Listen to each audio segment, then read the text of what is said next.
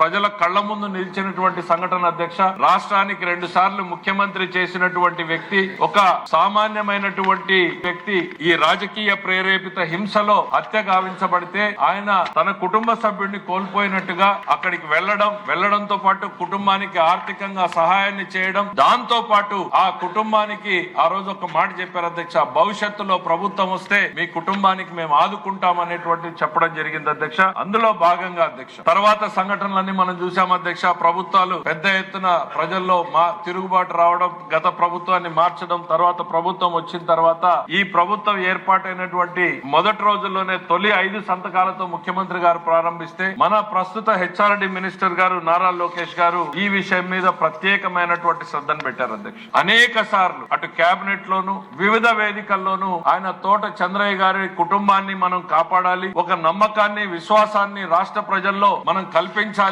వారి కుమారుడికి మనం ఉద్యోగాన్ని ఇవ్వాలి అనేటువంటిది పట్టుబట్టి దాన్ని కంటిన్యూస్ గా ఫాలో అప్ చేసినటువంటి ఘనత ఈ రోజు నారా లోకేష్ గారికి దక్కుతుంది అనేటువంటిది ఈ వేదిక ద్వారా నేను చెప్పదలుచుకున్నాను అధ్యక్ష.